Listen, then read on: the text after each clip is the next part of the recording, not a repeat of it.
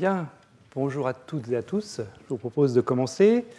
Bienvenue dans ce nouveau cours de la série de cette année, série qui, comme je vous le rappelle, est consacrée aux interactions magnétiques dans les gaz d'atomes froids. Et le cours d'aujourd'hui est intitulé « Un liquide quantique magnétique ». Donc on va parler de liquide. Alors avant de commencer, je vous rappelle les prochains séminaires. Tout à l'heure, on aura le plaisir d'entendre Patricia Vignolo de Nice, qui va nous parler de l'effet boomerang quantique. La semaine prochaine, Daniel Suchet nous parlera d'énergie solaire photovoltaïque. Et dans 2 semaines, ce sera Guido Pupilio de Strasbourg qui nous parlera de localisation de spins désordonnés en électrodynamique quantique en cavité. Et ce même jour, le 5 avril, l'après-midi, on aura un atelier que je co-organise avec Michel Brune sur les atomes de Rydberg et la simulation quantique, avec comme intervenant le même Guido Pupillo qui parlera le matin, mais il ne racontera pas la même chose, il parlera de simulation quantique l'après-midi, et puis Monica Edelsberger, Thomas Héral, Thierry Lahaye, Clément Serrin et Benoît Vermersch. Voilà. Et comme toujours, ces ateliers sont ouverts à tout le monde, sans inscription. C'est dans le cadre de l'enseignement au Collège de France. Voilà. Et si vous voulez en savoir un peu plus sur ces ateliers, en particulier les sujets de ces différents intervenants, vous pouvez aller voir sur ma page web. Il y a également des affiches qui sont dans l'enceinte du collège. Voilà. Donc, je commence par un point sur l'endroit où on est maintenant dans ce cours. Donc, on s'intéresse à des gaz d'atomes. Ces atomes sont ultra froids, température disons, autour de quelques nanokelvin, quelques dizaines de nanokelvin. Et on suppose que les atomes ont des interactions dipolaires magnétiques importantes, c'est-à-dire que chaque atome porte un moment magnétique qui est nettement plus grand que le magnéton de Bohr pour les atomes de la colonne des alcalins, par exemple. On s'intéresse à des atomes de type dysprosium, erbium.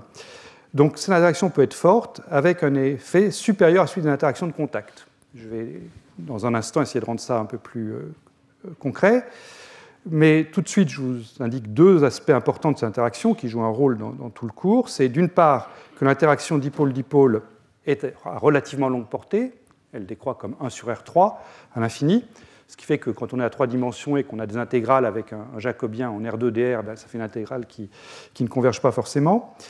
Et par ailleurs, quelque chose qui joue un rôle important dans tout le cours, en particulier aujourd'hui, vous allez le voir, c'est le fait que cette interaction est anisotrope. C'est-à-dire que si je mets mes dipôles côte à côte comme ceci, les dipôles se repoussent. En revanche, si je les mets l'un derrière l'autre comme ça, ils s'attirent. Donc cette anisotropie joue un rôle essentiel dans toute cette physique des gaz avec des interactions dipolaires magnétiques. Dans tout le cours, je suppose que les dipôles sont alignés ensemble, selon le même axe. Il y a un champ magnétique extérieur qui est important, et donc l'interaction moins mu scalaire B entre le dipôle mu et le champ magnétique B fait que les dipôles s'alignent avec le champ magnétique.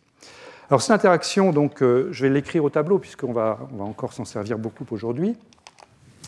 Donc cette interaction dipôle-dipôle, cette interaction complète, V de R, c'est d'une part l'interaction de contact, G delta de R. Donc je modélise l'interaction de Van der Waals sous la liaison chimique par une interaction de contact G delta de R, où G est relié à la longueur de diffusion petit a par la formule G égale 4pi h bar 2 A sur M. Donc petit a, c'est donc la longueur de diffusion qui régit les interactions de type Van der Waals en onde S. Et puis, donc, on a l'interaction dipôle-dipôle que j'écris sous la forme 3 fois GDD sur 4pi. Ça, c'est un préfacteur. Le 1 sur R3 que je mentionnais. Et puis le terme anisotrope, 1 moins 3 fois cosinus carré θ, où θ est l'angle entre donc, mon rayon vecteur petit r, qui est celui que j'évalue ici, et puis l'axe des dipôles, donc je vais toujours supposer aligné selon Z. Voilà. GDD, donc c'est ce qui caractérise la force du couplage dipôle-dipôle. C'est 1/3 de mu0, la permittivité magnétique du vide, fois mu carré, le moment porté par chaque atome. Et ça, je peux aussi l'écrire sous la forme 4pi h bar 2 ADD sur M, par analogie avec cette formule-ci, où ADD a également la dimension d'une longueur. Et ça, c'est quelque chose d'important, c'est à bien réaliser, enfin je l'ai déjà dit plusieurs fois, c'est que G et GDD s'expriment dans la même unité. Donc c'est un sens de les comparer, c'est un sens de faire le rapport entre eux. Quand je fais le rapport, j'ai un nombre sans dimension et je peux voir si GDD domine ou si G domine. Et c'est facile de voir pourquoi ils ont la même dimension, hein, puisque GDD fois R cube, enfin GDD c'est un volume, le 1 sur R cube qui est là, fois V de R, une énergie. Et de la même façon, petit g ici, c'est V de R divisé par une distribution de Dirac, et la distribution de Dirac est elle-même en 1 sur R, 1 sur un volume à 3 dimensions. Donc G et GDD ont la même unité, à savoir une énergie fois un volume, et donc ça a un sens de les comparer. Et dans tout le cours, eh bien, je dirais que j'ai affaire à des interactions fortes, interactions bipolaires fortes, c'est équivalent pour moi à dire que GDD est plus grand que G. Voilà. Bien. Alors, ceci étant dit, donc, le point important dans ce qu'on va voir aujourd'hui, c'est que dès qu'on a dans un système une possibilité d'avoir une attraction, c'est-à-dire d'avoir une énergie qui devient d'autant plus basse, qui tend vers moins l'infini quand la distance entre les particules tend vers zéro, eh bien ça c'est une source d'instabilité, évidemment, puisque le système va avoir tendance à minimiser son énergie, donc les particules vont avoir tendance à se rapprocher les unes des autres, pourvu qu'elles s'alignent comme ceci. Alors, ces instabilités, on en a vu deux types. Le premier type, on l'a rencontré dans le cours 2, il y a 2 semaines, c'était une instabilité qu'on pouvait qualifier de globale. Si on mettait les atomes dans un piège harmonique, disons isotrope pour simplifier, donc même fréquence d'oscillation selon les 3 axes x, y, z, eh bien ce qu'on avait vu, c'est que dès que GDD dépassait G, à très peu près, hein, donc dès qu'on rentrait dans le régime des interactions dipolaires fortes, eh bien à ce moment-là, il y avait un effondrement du gaz sur lui-même, c'est-à-dire que je minimisais l'énergie en fabriquant non pas un gaz qui avait la symétrie sphérique comme le piège qu'il confinait, mais une symétrie très allongée comme cela.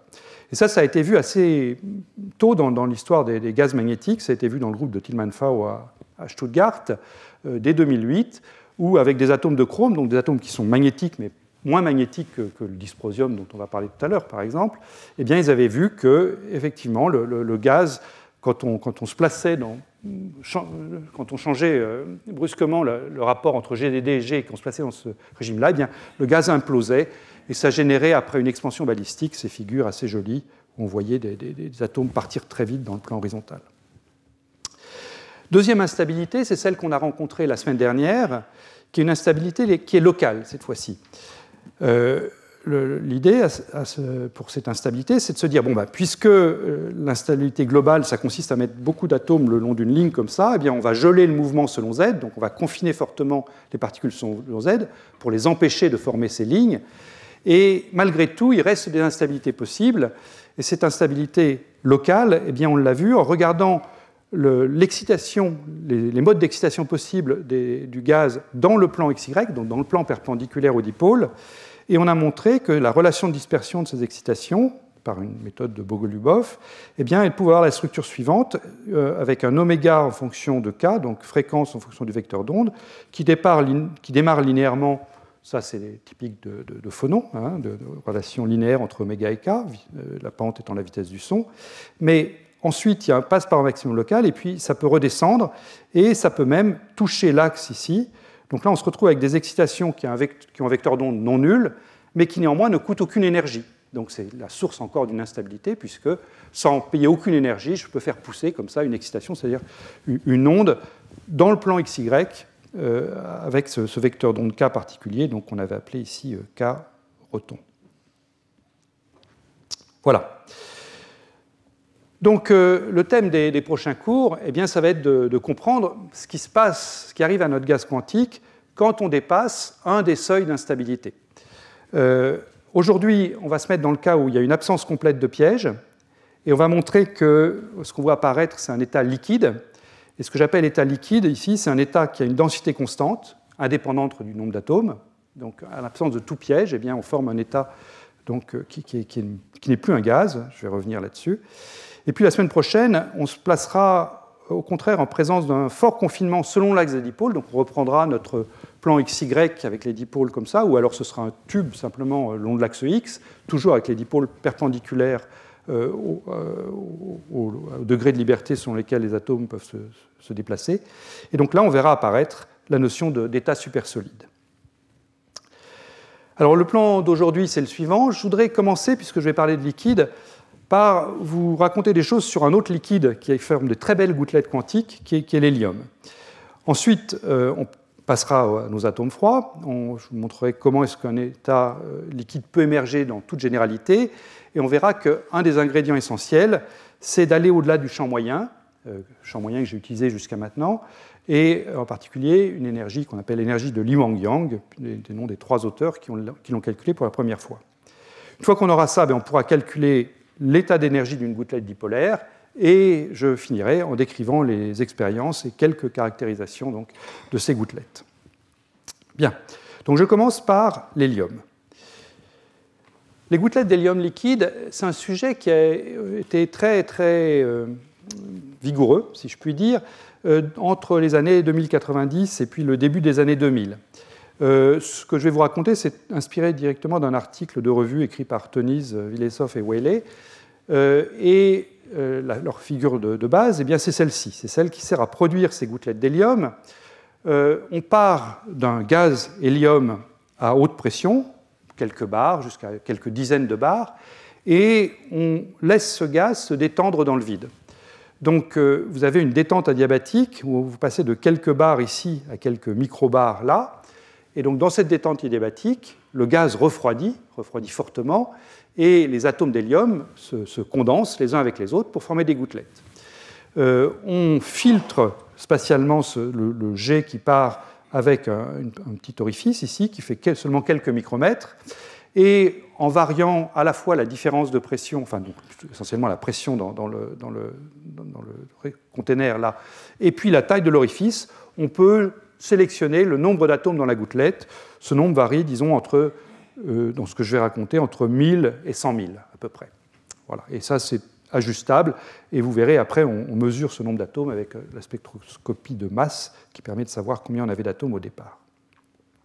Et ce qui est remarquable, c'est que quand la gouttelette se propage sous vide, sa température refroidit rapidement pour se stabiliser à une valeur qui est bien en dessous de la température à laquelle l'hélium liquide devient superfluide. Cette température de transition est aux alentours de 2 Kelvin. Et là, les gouttelettes d'hélium 4 refroidissent pour atteindre des températures de 0,3 à 0,4 Kelvin. Alors, cette physique de l'évaporation, en fait, elle est assez proche de l'évaporation qu'on utilise dans les expériences de gaz quantique. Et je voudrais donc en dire un mot, parce que c'est un très joli modèle qui avait été fait par Brink et Strigari en 90, donc il y a déjà un certain temps, mais qui, en fait, a infusé dans le domaine des atomes froids, et c'est toujours bien de rendre à César ce qui appartient à César. Donc, dans ce papier de Brink et Strigari, l'hypothèse, c'est donc qu'on a un liquide, voilà, une gouttelette liquide d'hélium qui est dans le régime superfluide. Et ce que je vais vous dire, c'est vrai si le nombre d'atomes dans la gouttelette n'est pas trop grand. Il faut typiquement que ce nombre soit inférieur à 1 million, mais comme je l'ai dit, les nombres sont plus entre 1000 et 100 000, donc cette hypothèse est bien vérifiée. Et à ce moment-là, ce qu'on peut montrer, c'est que l'énergie est essentiellement concentrée dans les modes de surface de la gouttelette. C'est-à-dire que si je fais un dessin, vous avez la gouttelette qui est donc sphérique, il n'y a aucune anisotropie dans le problème, vous avez la gouttelette sphérique, et puis les excitations de la gouttelette, c'est essentiellement des modes comme ça, qui ne changent pas le volume total de la gouttelette, mais qui déforment légèrement sa surface. Et on peut calculer à ce moment-là l'énergie d'une gouttelette avec n atomes. Ça va être une énergie qui va être proportionnelle à la surface, donc, puisque ce sont les modes de surface qui comptent. Les modes de volume, si vous voulez, ce seraient des modes où la gouttelette se contracterait sur elle-même en augmentant sa densité, puis s'étendrait comme ça. Et ces modes-là coûtent trop d'énergie pour être significativement peuplés, au moins pour ces nombres d'atomes. Donc l'énergie de la gouttelette, c'est proportionnel à la surface, et puis une certaine puissance de la température qui ne va pas jouer de rôle dans ce que je vais dire. Et donc cette gouttelette peut se refroidir en évaporant des atomes, c'est-à-dire en prenant un atome ici, et puis en l'éjectant de la gouttelette. Quand ça se produit, l'énergie des n-1 atomes restants, c'est l'énergie initiale, moins l'énergie de liaison de l'atome qu'on éjecte, qui se calcule, et qui est de l'ordre de 6 Kelvin, pour la constante de Boltzmann. Et puis en plus, l'énergie cinétique de l'atome qui est éjecté, mais celle-là, elle est négligeable, parce que, je vous dis, les gouttelettes, comme on va voir, sont à une fraction de Kelvin, donc ça c'est petit devant les 6 Kelvin, donc essentiellement, l'énergie qui est perdue à chaque atome éjecté, c'est ce 6 Kelvin là. Voilà. Ensuite, on peut calculer le taux d'évaporation, le taux avec lequel ce processus d'éjection d'un atome et de perte de l'énergie epsilon 0 se produit. Et là, c'est encore quelque chose qui est produit à la surface, une certaine puissance de la température, et puis une loi qui est le facteur de Boltzmann, si vous voulez, c'est une loi d'Arrhenius, comme on dit en chimie, un exponentiel de moins epsilon 0, l'énergie de liaison à fournir pour éjecter l'atome, divisé par kBt. Et une fois qu'on a ça, qu'on a l'énergie qui est produite à la surface et le taux d'évaporation qui est lui-même proportionnel à la surface, eh bien on a une évolution de la température, d de grand T sur d petit t, l'évolution temporelle, qui est une loi de puissance, fois c puissance moins epsilon 0 sur kt. Et ce qui est remarquable, c'est que du coup, on obtient quelque chose qui est indépendant de la taille de la goutte. C'est-à-dire que quel que soit le nombre d'atomes que j'ai, c'est-à-dire quelle que soit la taille de la surface, eh bien, j'ai une loi d'évaporation, une loi d'évolution de la température qui est la même pour tout le monde. Et le résultat, donc, je l'ai tracé ici, toujours de cet article de Brink et Stringari. Vous avez une évolution de la température ici en fonction du temps. Et le temps ici est écrit en log, enfin c'est une échelle logarithmique. Donc le temps qui est à moins 6 ici, c'est 1 microseconde. Et le temps qui est à moins 3 ici, c'est 1 milliseconde. Et les durées d'expérience entre le moment où la gouttelette sort du container et puis le moment où on va me faire des choses avec, c'est de l'ordre de la milliseconde. Et ce que vous voyez, c'est que la température finalement évolue très peu. À une microseconde, on trouve que la température vaut 0,4 microK à peu près, et à 3 millisecondes, elle en vaut 0,3. Donc finalement, ça a un sens de parler de la température des gouttelettes, quelle que soit leur taille initiale et puis le temps pendant lequel elles sont propagées, du moment que ce temps est entre 1 milliseconde et 1 microseconde. Vous pouvez me demander comment est-ce qu'on mesure telle température. Eh bien, je vais vous décrire dans un instant comment on s'y prend. Mais pour le dire très vite, ce qu'on met à l'intérieur de la gouttelette, c'est une molécule étrangère, et on fait de la spectroscopie de cette molécule. On regarde la population de ces différents traits de vibration et de rotation, et en fonction du poids des raies, eh bien, on en déduit la température du milieu dans lequel la molécule étrangère est plongée, c'est-à-dire la température de l'hélium liquide ici. Il y a également ici des courbes qui sont pour l'hélium 3. On a pu faire les mêmes expériences avec de l'hélium 3 et de l'hélium 4. Alors pour l'hélium 3, la situation est un petit peu différente. C'est un gaz de Fermi qui est non superfluide à ces températures-là. Donc à ce moment-là, les modes dominants sont des modes de volume, ce n'est pas des modes de surface. Et la conséquence, eh bien, c'est que l'évolution de la température, à ce moment-là, dépend de la taille de la gouttelette, mais elle en dépend assez faiblement. Ici, vous avez deux exemples que donnent Brink et Stringari. La première, celle du haut, c'est une gouttelette d'hélium 3 avec 1 million d'atomes. Celle du bas, c'est une gouttelette d'hélium 3 avec 1000 atomes seulement. Et vous voyez que les températures sont voisines. Elles sont plus basses que pour l'hélium 4, parce que l'hélium 3 est plus léger, et ces températures sont de l'ordre de 0,15 Kelvin. Alors, quel type d'expérience on peut faire avec ça? Eh bien, il y a vraiment eu une foison de très jolies manips faites, je vous ai dit, dans les années 90 et 2000. Ces gouttelettes forment vraiment un mini-laboratoire cryogénique, c'est-à-dire qu'on peut mettre dedans des corps étrangers, des molécules, donc, comme je le disais, et utiliser donc, cet environnement très froid de la gouttelette pour manipuler les molécules. Donc l'expérience dans sa totalité est comme ça. On part de la gouttelette qu'on a formée, que je viens de décrire. On l'envoie dans une chambre dans laquelle on a ces molécules qui sont sous forme gazeuse. Une gouttelette peut capturer une molécule. Elle continue à se propager. Tout ça, c'est dans le vide. Elle continue à se propager. Et puis avec un laser, on va faire la spectroscopie de la molécule. Donc on va faire en sorte que la molécule absorbe un photon. Et ensuite, l'énergie de ce photon va être dissipée sous forme de chaleur dans la gouttelette. La gouttelette va pour ça évaporer de nouveaux atomes, et donc elle va perdre en masse. Et on mesure finalement cette perte de masse de la gouttelette en envoyant la gouttelette dans un spectro de masse, et puis en regardant le signal du spectro de masse. C'est quand il y a eu une absorption résonante de photons par la molécule ici, eh bien ça correspond à une chute du signal du spectro de masse. Donc là, j'ai détaillé la séquence.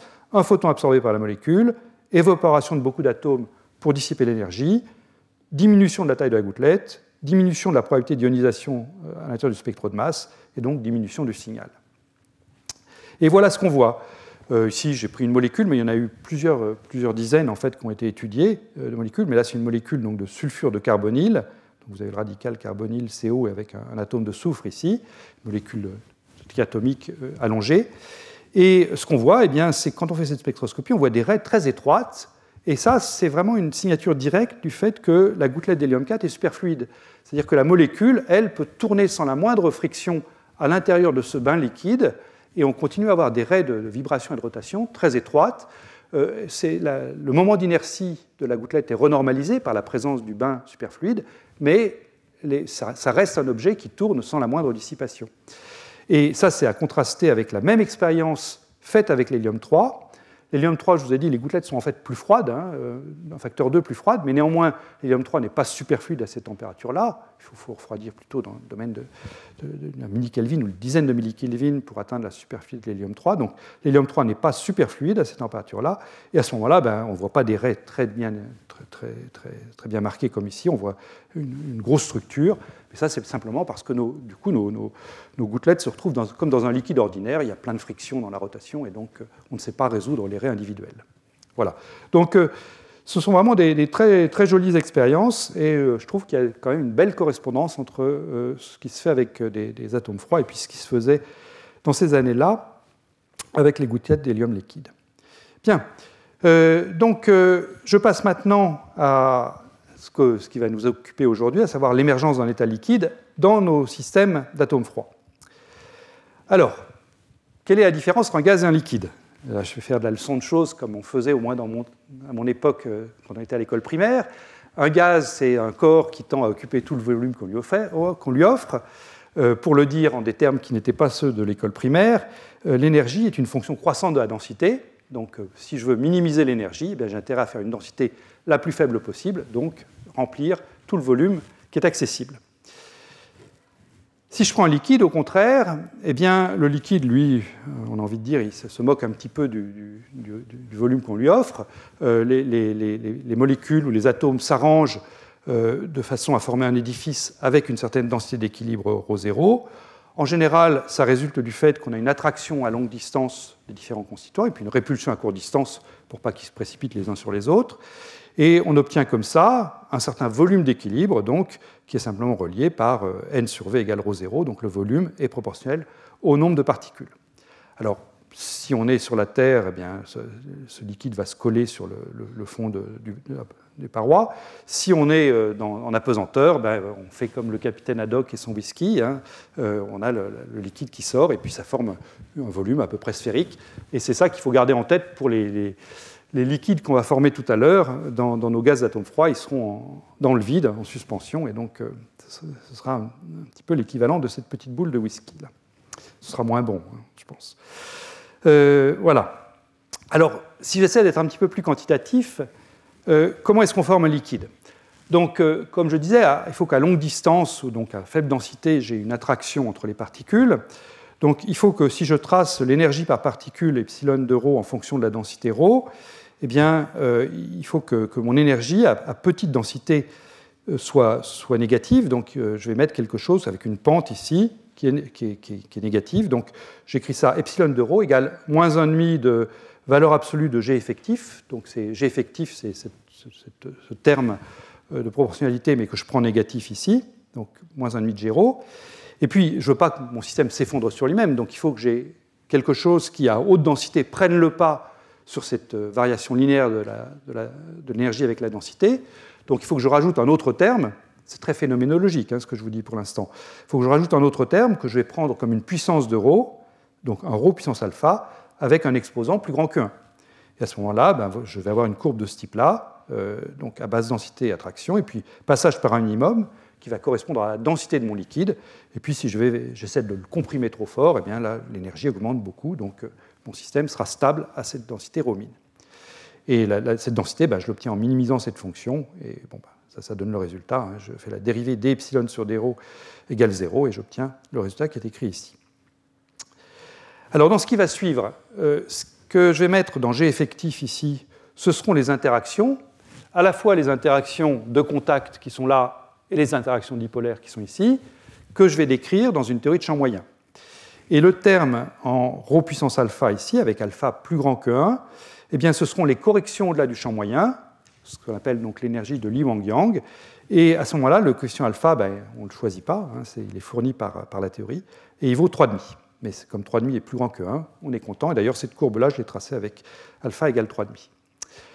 Voilà, donc voilà ce qu'on va chercher à faire. Alors, est-ce qu'on peut faire un liquide avec les condensats usuels, c'est-à-dire des condensats où on a simplement l'interaction de contact ici? Eh bien, la réponse est non. En tout cas, pour l'instant, il n'y en a pas eu de fait. Donc, si je prends simplement mon interaction de contact G delta de R, l'énergie totale, c'est 1,5 de G rho n, si vous préférez 1,5 de G rho par particule, avec le G donc, qui est relié à la longueur de diffusion. Si A est positif, eh bien, à ce moment-là, j'ai une énergie qui croît avec la densité, donc là, ça ne va pas marcher, je suis sûr d'avoir un gaz. Si je prends petit a négatif, donc une longueur de diffusion négative, ce qui est possible, hein, il y a des atomes qui l'ont naturellement et d'autres qu'on peut manipuler par résonance de Feshbach, à ce moment-là, ce qui se passe dans les expériences, et il n'y a pas de modèle théorique pour empêcher ça à ma connaissance, eh bien, c'est que les atomes implosent et les éventuelles corrections de la du champ moyen ne sont pas suffisantes pour prendre le pas avant que la densité ne devienne trop grande et qu'on perde tous les atomes avec des collisions inélastiques. Donc, pour un condensat atomique usuel, simplement avec des interactions de contact, un gaz monoatomique, à ma connaissance, il n'y a pas de solution pour former un état liquide. Comment est-ce qu'on peut s'y prendre? Bien, pour former un liquide quantique, donc, il faut avoir une énergie de champ moyen qui est légèrement négative. Je dis, c'est la pente négative quand je trace epsilon de ρ en fonction de ρ au départ. Mais ce qu'il faut, c'est qu'elle soit la plus petite possible. Il faut qu'elle soit négative, mais la plus petite possible pour que les corrections qui sont là du champ moyen arrivent à faire le travail, arrivent à la compenser, cette énergie, et à faire un minimum d'énergie à une densité qui reste raisonnable. Donc il me faut aussi des corrections au champ moyen qui empêchent... Tiens, je vois qu'il me manque un ENT là, excusez-moi. Qui empêche l'implosion complète du gaz. Alors, première solution, une proposition de Dmitri Petrov, dont je ne savais pas qu'il serait là aujourd'hui, mais bonjour, bravo pour la proposition. Une proposition très ingénieuse d'Ima Petrov, avec des vérifications expérimentales dans deux groupes, qui étaient le groupe de Licia Tarvel et de Marco Fattori en 2018, qui est une proposition qui consiste à prendre un mélange de deux gaz quantiques, donc les bleus et les rouges ici, dans un régime tel que l'énergie de champ moyen, comme demandé, est très faiblement négative. Et le moyen d'arriver à ça, le moyen très, très rusé, c'est de se dire, prenons pour simplifier des densités égales, ρ1 et ρ2, il y a autant de rouge que de bleu sur ma figure. Supposons que les interactions entre bleus, G1, 1, hein, les 1 seront les bleus, les 2 seront les rouges. Les interactions entre deux atomes bleus est positive. D'accord ? Donc G1 est positif. G2, je le prends également positif. Et je le prends pour simplifier égal à G1, donc j'appelle tout ça petit g. Donc les bleus se repoussent, entre guillemets, les rouges entre eux se repoussent, mais je vais prendre une interaction entre les bleus et les rouges, donc G1,2, qui là, lui, G1,2 est négatif, donc des interactions attractives. Eh bien, si on prend ça, et si on prend G1,2 très légèrement supérieur, j'ai mis à peu près égal ici, mais très légèrement supérieur à G, eh bien, la somme des interactions de champ moyen, 1,1, 2,2 et 1,2, va être très légèrement négative. Et si on est capable, avec une résonance de Feshbach, d'accorder ça juste précisément, eh bien, on peut vraiment se mettre dans le cas où il n'y a pas grand-chose qui fait imploser le gaz. Et à ce moment-là, les corrections au champ moyen, qui, elles, sont positives, et qui varient, comme je l'ai déjà dit, en ρ puissance 3,5, eh bien, elles vont pouvoir faire leur travail, elles vont pouvoir faire une densité d'équilibre qui n'est pas trop grande, c'est-à-dire qu'il n'y a pas trop de collisions inélastiques entre atomes, et on peut comme ça stabiliser des gouttelettes. Je ne vais pas décrire ça plus en détail parce que je l'ai déjà fait dans le cours de 2022, et puis là, il n'y a pas d'effet magnétique dans ce dispositif. Mais c'est une solution qui marche et qui fait des belles gouttelettes sphériques. Ce qui va nous intéresser, nous, aujourd'hui, c'est donc d'utiliser les interactions dipolaires pour faire à peu près la même chose. Alors, donc, comme je l'ai déjà dit, ce qu'il faut, c'est que les interactions de champ moyen soient négatives. Et on sait comment le faire avec nos interactions dipolaires. Ce qu'il faut, c'est se débrouiller pour fabriquer une gouttelette allongée, comme ceci. Et à ce moment-là, l'énergie de champ moyen, on l'a vu déjà plusieurs fois dans les cours qui précèdent, peut se mettre sous la forme 1,5 de G moins GDD. G, donc, ce sont comme toujours les interactions de contact ici. GDD, c'est lui. Et si je me mets dans une situation que j'ai appelée donc, les interactions fortes avec GDD plus grand que G, eh bien, ce terme G moins GDD est négatif ici. Donc là encore, ça fait bien le travail que je veux. j'ai aux petites densités quelque chose qui va tendre à contracter mon gaz sur lui-même. C'est la stabilité que je mentionnais tout à l'heure. Et puis, si on a une correction au champ moyen qui est en rho puissance 3,5, eh bien, on aura ce dont on a besoin. Voilà. Donc, voilà comment on va s'y prendre. Et comme vous le voyez, tout maintenant réside dans cette énergie en rho puissance 3,5, cette énergie au-delà du champ moyen, qui va nous permettre de stabiliser notre liquide. Bien, alors, cette énergie, donc, on l'appelle énergie de Li Wang-Yang, du nom des 3 auteurs de l'article qui ont proposé ça. Li Wang et Yang ont publié leur article en 1957. C'est la même année, c'était 1957, c'est l'année du prix Nobel de Li et Yang. Alors, Li et Yang sont donc 2 des 3 auteurs. Vous voyez, ils étaient très jeunes à l'époque. Ils travaillaient dans beaucoup de domaines. Leur prix Nobel n'est pas pour ces travaux de basse énergie, c'est pour leurs travaux pour prédire la violation de la parité en haute énergie, l'expérience qui avait été faite dans la foulée par Madame Wu. Et donc, ils ont eu, je crois que leur article sur la violation de la parité était en 1956. En fin 1956, début 1957, Madame Wu a confirmé la violation de la parité et le prix Nobel est arrivé dans la même année. Mais cette même année, donc, ils sont aussi intéressés à des problèmes de basse température, de basse énergie, et ils ont calculé donc, cette énergie au-delà du champ moyen dans un fluide quantique, qui à l'époque, ce qu'ils avaient en tête, c'était l'hélium, hein, bien sûr, même si les méthodes ne sont pas directement applicables à l'hélium. Alors, c'est quoi l'énergie de Li Wang-Yang? Ben, c'est essentiellement une énergie de point zéro. Ce qu'on fait, donc, c'est on fait une théorie quantique du champ de matière dans notre gaz de Bose en interaction, dans notre fluide de Bose en interaction. Quand on fait une théorie quantique, que ce soit de la matière, dans ce qui nous intéresse aujourd'hui, ou de la lumière, le but, c'est de mettre l'hamiltonien sous une forme qu'on peut qualifier de diagonale.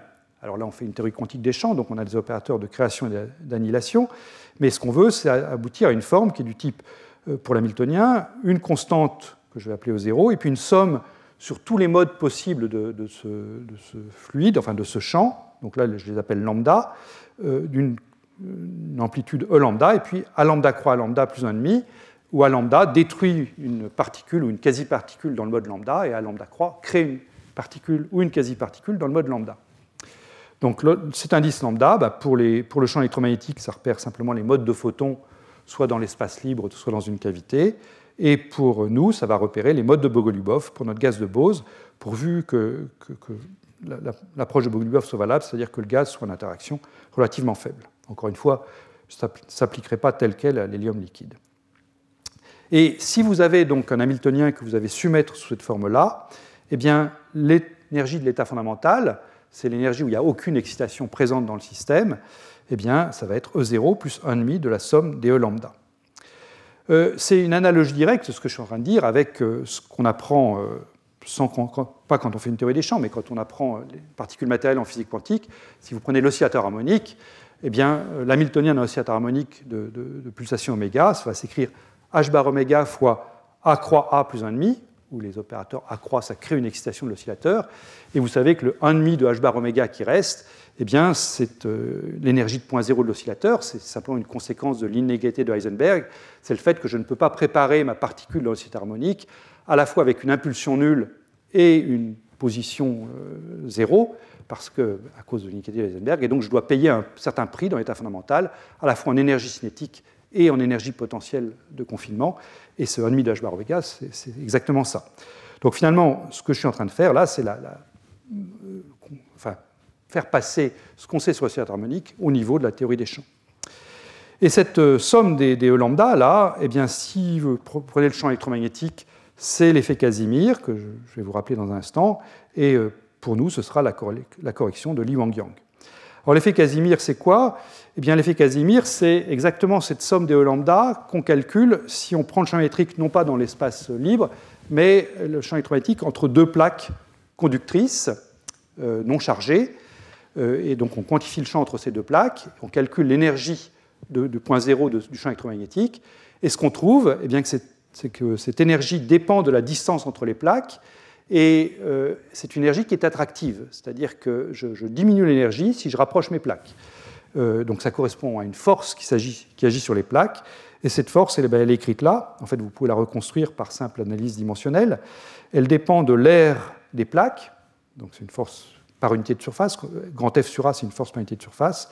Ça fait tenir de la constante de Planck, la vitesse de la lumière. Et puis, donc, cette distance grand L entre les plaques. Donc, la force est en 1 sur L4. Voilà. Donc, nous, on ne va pas s'intéresser à la lumière, on va s'intéresser au gaz de Bose. Et donc, cette somme des E lambda, ici, sommée sur tous les modes qui sont les modes de Bogoliubov, va nous donner la correction dont on va avoir besoin. Alors, je donne juste quelques détails. Donc, j'ai mon Hamiltonien que je cherche à mettre sous cette forme-là. Pour Bogoliubov, c'est à peu près égal. Pour le champ électromagnétique, c'est égal, mais pour Bogoliubov, c'est à peu près égal. On néglige des termes supplémentaires dans la théorie. Le E0 ici, c'est simplement l'énergie de champ moyen, donc le 1,5 de G par particule, ou si vous préférez pour le système total, 1,5 de G fois le nombre de particules grand N. Pardon. Et les énergies EK ici, eh bien, ça se déduit de la relation de Bogoliubov qu'on a vue la dernière fois. H bar oméga, pour le mode K, c'est epsilon K, où epsilon K, c'est l'énergie cinétique d'une particule libre, H bar 2K2 sur 2m, fois epsilon K plus 2 fois ρ, la densité, fois V tilde de K, où V tilde de K, c'est la transformée de Fourier de mon potentiel. Donc ça peut être le potentiel de contact, mais ça peut aussi être le potentiel dipolaire, pris donc au vecteur d'onde K. Voilà. Et la transformée de Fourier, je la définis comme ceci.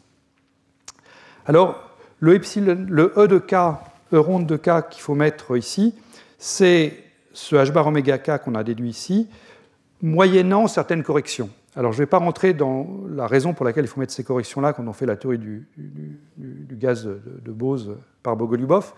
Là encore, je l'avais fait dans un cours, je l'avais fait dans le cours 2022 en détail. Je crois que j'avais consacré 2 séances entières à dériver complètement cette méthode de Bogoliubov.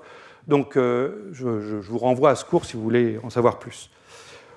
Le point important, c'est donc ce qui nous intéresse aujourd'hui, c'est l'énergie de point zéro, le 1,5 de E ronde de K, qu'on peut calculer en passant à l'intégrale, en remplaçant la somme discrète par une intégrale sur tous les nombres d'ondes K. Ça fait apparaître le volume, donc on a énergie par unité de volume en fait, tout comme la force de Casimir était une force par unité de surface. On a l'énergie qu'on va sortir par unité de volume. Et puis cette intégrale de K, croyez-moi, sur parole, l'intégrale est bien convergente, pourvu que V tilde de K soit borné à l'infini, pourvu que V tilde de K ne diverge pas quand K tend vers l'infini, eh bien, on a une intégrale qui est convergente, donc elle se calcule. Et le résultat est écrit ici.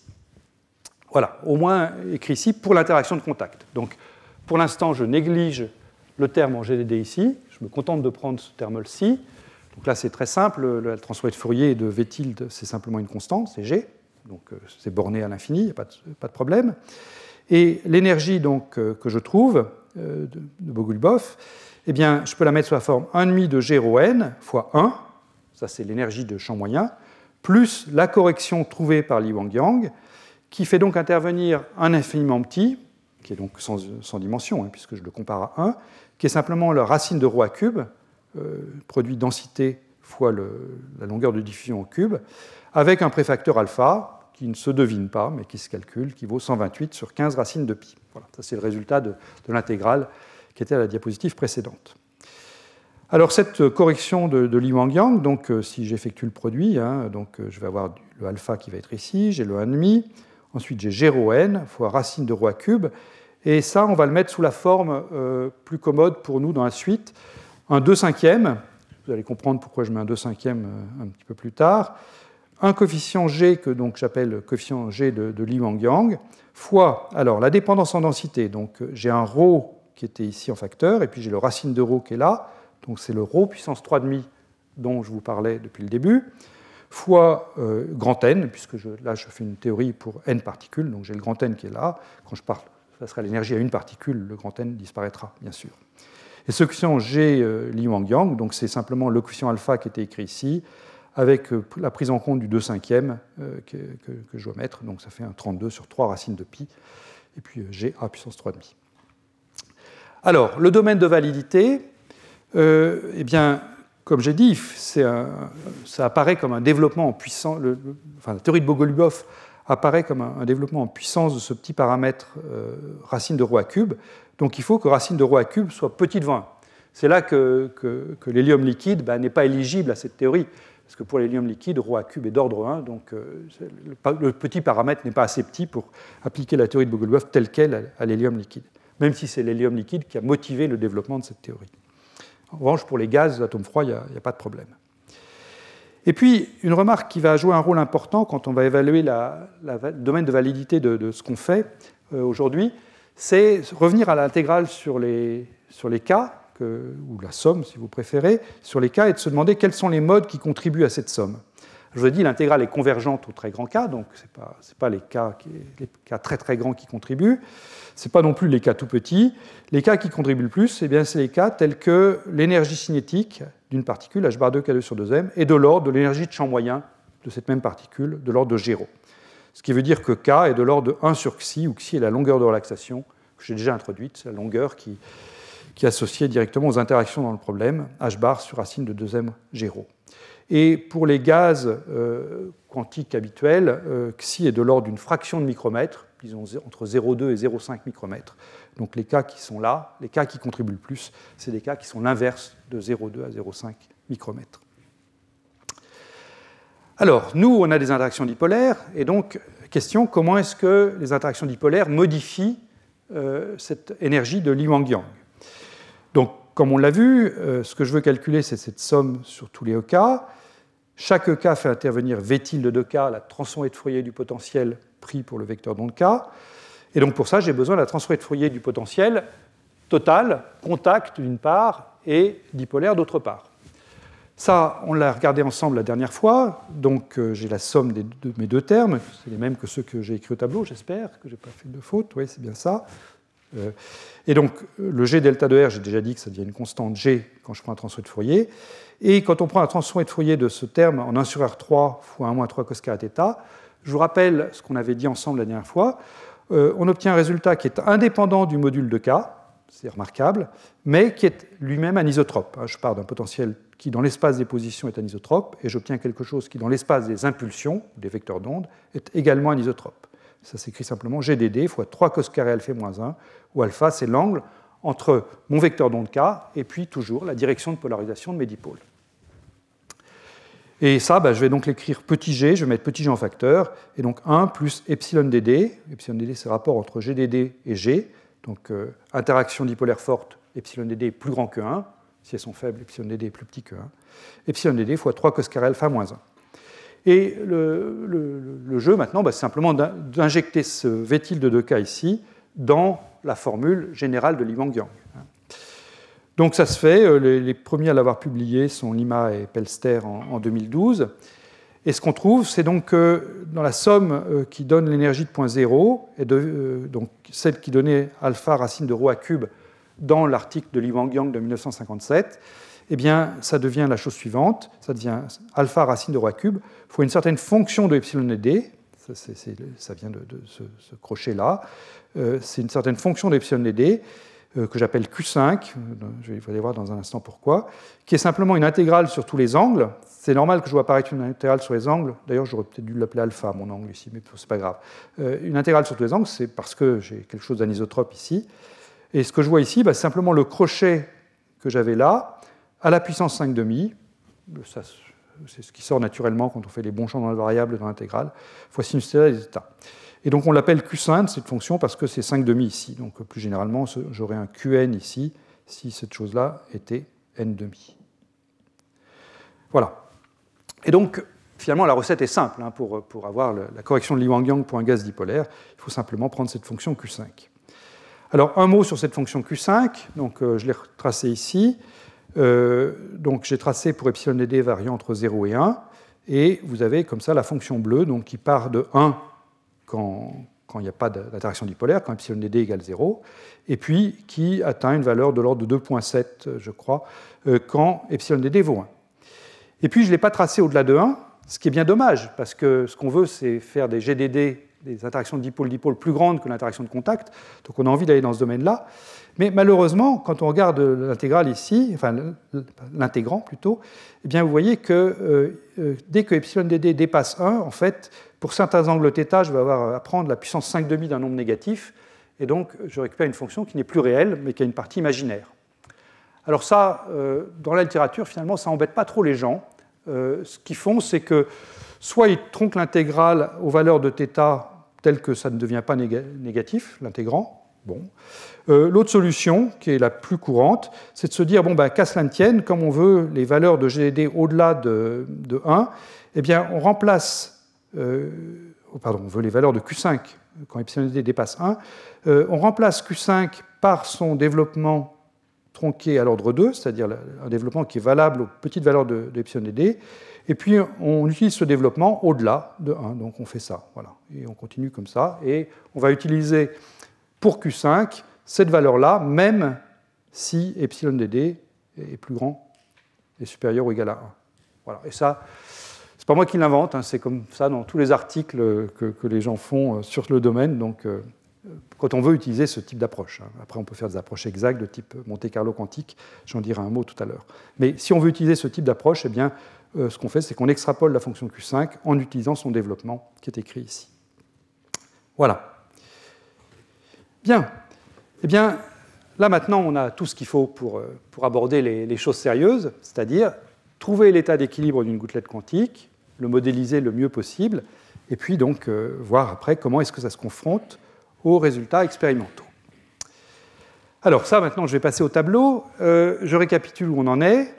On a donc cette correction Li-Wang-Yang qui est en 2/5 du coefficient petit g Li-Wang-Yang que je vous ai rappelé ici, qui maintenant fait intervenir la fonction Q5, hein, puisque je multiplie tous les résultats obtenus par Li-Wang-Yang par cette fonction, ρ puissance 3,5 fois le nombre de particules, puisque là c'est l'énergie totale que j'ai écrite ici.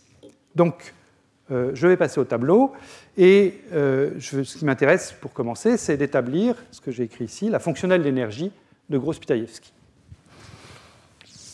prenant en compte donc cette correction de Li-Wang-Yang.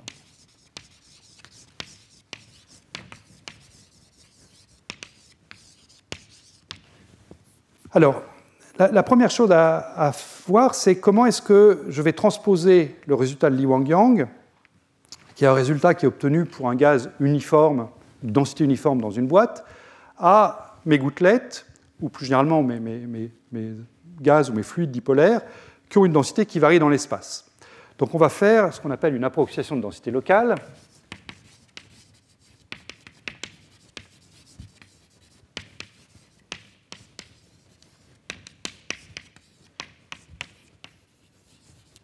Et pour faire cette approximation de densité locale, eh bien, ce qu'on fait, c'est qu'on va repartir de ce delta E de Li-Wang-Yang, donc ce 2/5 de G HY ρ puissance 3,5 grand N. Et grand N, c'est lui-même, donc, pour un gaz uniforme, ρ fois le volume. Donc cette chose-là, je peux l'écrire 2/5 de G HY, ρ puissance 5,5 fois mon volume. Si maintenant j'ai une densité qui n'est pas homogène, qui dépend du point X, eh bien ce qu'on va faire, c'est qu'on va simplement dire que delta E Li-Wang-Yang, ça va être 2/5 de la somme de ce ρ puissance 5,5 sur tous les petits éléments de volume, étant entendu que ρ puissance 5,5 ne prendra pas exactement la même valeur sur tous les éléments. Donc on garde le G Li-Wang-Yang qui lui n'a pas changé, et on remplace ce ρ puissance 5,5 fois le volume par une intégrale de ρ puissance 5,5 de R fois D3R. Voilà, alors ça, c'est valable si ça a un sens de dire que ce qui se passe sur un élément de volume D3R peut être approché par le résultat uniforme. Donc il faut que ma densité ne varie pas trop vite, pour que la théorie uniforme puisse s'appliquer. Je reviendrai là-dessus, sur cette hypothèse tout à l'heure, mais je vous rappelle que j'avais dit que les moments K qui contribuaient le plus à mon intégrale, c'était les K de l'ordre de 1 sur Xi, la longueur de relaxation. Donc, pour que cette chose-là soit valable, il faut que ρ de R ne varie pas trop à l'échelle de la longueur de relaxation. À ce moment-là, je serai en mesure d'espérer que ce que j'écris n'est pas trop mauvais. Voilà, donc ça, c'est la manière dont je vais m'y prendre.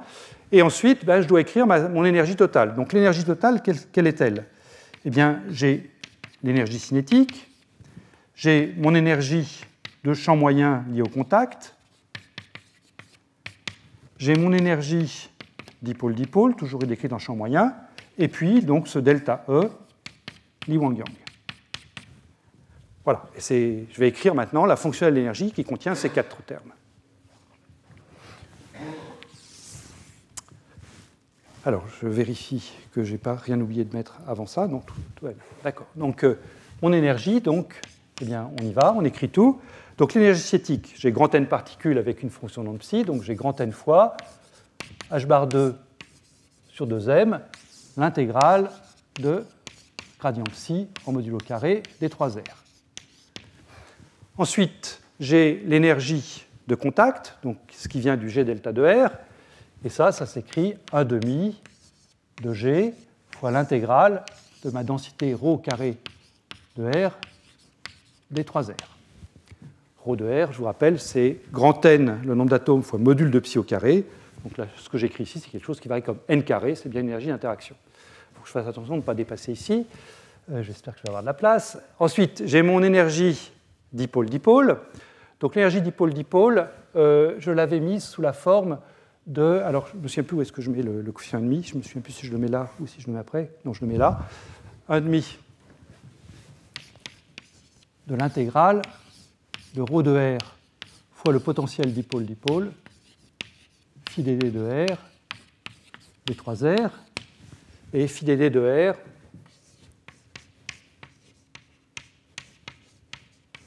c'est donc l'intégrale de VDD de R moins R', ρ de R', des 3R'. Ça, c'est ce qu'on avait vu ensemble dès les premiers cours. Et puis ensuite, eh bien, j'ai l'énergie de Li Wangyang que je vais prendre texto, hein, elle est ici, donc plus 2/5, donc je vais mettre ici, plus 2/5 de G Li Wangyang, l'intégrale de ρ puissance 5 demi de R fois des 3R. Voilà, donc je vérifie là encore que je n'ai rien oublié d'important. Non, tout va bien. Oui, je peux redéfinir ρ de R, je l'ai dit, mais je peux le réécrire. ρ de R, donc c'est grand N fois psi de R en modulo carré. Donc le premier terme est en N, et ce terme-ci est en N carré, ce terme-ci est en N carré, puisque j'ai ρ fois phi dd qui est lui-même en puissance de ρ, et puis celui-là varie encore plus vite avec grand N. Et donc ça, c'est une énergie, donc c'est la fonctionnelle d'énergie. Et pour trouver donc la fonction d'onde psi de R solution de ça, eh bien on fait une méthode variationnelle. On dit qu'on fait une petite variation de psi ou de psi étoile là-dedans. Il faut que l'énergie soit stationnaire. Et c'est comme ça qu'on dérive l'équation de Gross-Pitaevsky. Donc cette fois-ci, on l'appelle l'équation de Gross-Pitaevsky étendue. Le étendu veut dire qu'on lui a rajouté des corrections au-delà du champ moyen, cette correction en 2/5. Et donc, quand on fait la variation, hein, je vous rappelle qu'on peut traiter finalement indépendamment psi et psi étoile, ou indépendamment la partie réelle et la partie imaginaire de psi. Donc, on fait une variation de psi étoile en gardant psi constant, et on arrive comme ça à une équation. Je ne le refais pas parce que je l'avais fait, j'avais expliqué ça là, dans le premier cours. On arrive à une équation qui fait intervenir à gauche le potentiel chimique, mu c fois psi, égale à droite le terme d'énergie cinétique, moins h bar carré sur 2m Laplacien psi, plus un terme, alors je vais tout mettre dans le crochet pour simplifier. Donc ici, je vais trouver G fois ρ de R. Ce terme-là va me donner phi dd de R. Et puis ce terme-ci, j'ai un puissance 5,5 ici, donc quand je vais faire la variation, je vais sortir en 5,5 qui va s'éliminer avec ce 2/5. C'était la raison d'être du 2/5 initial. Et donc je trouve ici plus G de Li Wangyang, ρ puissance 3,5 de R. Je ferme un crochet, psi de R. Voilà, et ça c'est donc cette équation de Gross-Pitaevsky étendue, qui est l'équation qui, dans le cadre de ce modèle, il faut résoudre si on veut avoir la forme d'équilibre de la gouttelette, en admettant que cette gouttelette se forme. Voilà, donc voilà à quoi on doit résoudre. Et là, évidemment, c'est une équation qu'on ne peut résoudre que sur ordinateur, si on veut le faire de manière rigoureuse. Alors là, moi, je vais faire des choses qui vont être des choses approchées, parce que ce que j'aimerais quand même, c'est vous donner assez simplement comment est-ce que la densité de la gouttelette qu'on va trouver varie avec les paramètres principaux du problème. Donc je vais faire un traitement avec des lois d'échelle, étant entendu qu'ensuite on pourra comparer ce qu'on va faire analytiquement, si je puis dire, avec le résultat numérique de la résolution de cette équation. Donc là je passe au dernier point, écrit ici, la densité d'une gouttelette.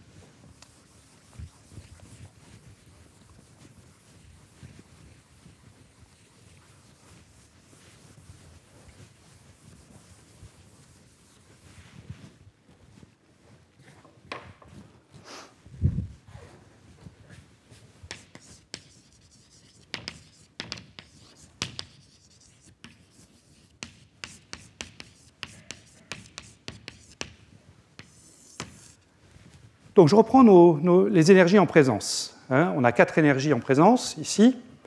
Et si vous vous posez la question, qu'est-ce que ces énergies essaient de faire? Est-ce qu'elles essaient d'augmenter le volume de la gouttelette ou est-ce qu'au contraire elles essaient de le diminuer? Eh bien, on voit tout de suite qu'il y en a 3 qui travaillent à augmenter le volume. L'énergie cinétique tend à augmenter le volume. Ça, c'est naturel. On paye toujours un prix à essayer de confiner des particules en physique quantique. Plus le volume qu'on donne aux particules est grand, moins l'énergie cinétique peut être grande. Enfin, plus elle peut être faible. Excusez-moi. Ensuite, le terme de contact, eh bien, lui aussi, il tend à augmenter le volume, pourvu que je prenne une longueur de diffusion petit a positive. Le terme de contact tend à augmenter le volume. Et enfin, le terme de Li-Wang-Yang, lui aussi, avec son ρ puissance 3,5, tend à augmenter le volume. Donc ces 3 termes-là tendent à augmenter le volume. Il me reste l'énergie dipôle-dipôle, qui, si je prends une gouttelette de forme allongée, elle, au contraire, tend à diminuer le volume.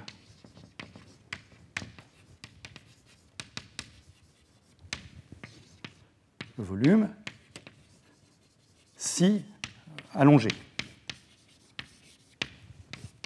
C'est-à-dire que si je prends une gouttelette de cette forme-là, avec mes dipôles qui sont donc alignés comme ceci, eh bien là, je sais que les interactions sont attractives, donc cette énergie dipôle-dipôle tend à diminuer le volume. Bien, alors essayons de voir comment est-ce qu'on met tout ça ensemble, en supposant donc que j'ai une gouttelette allongée.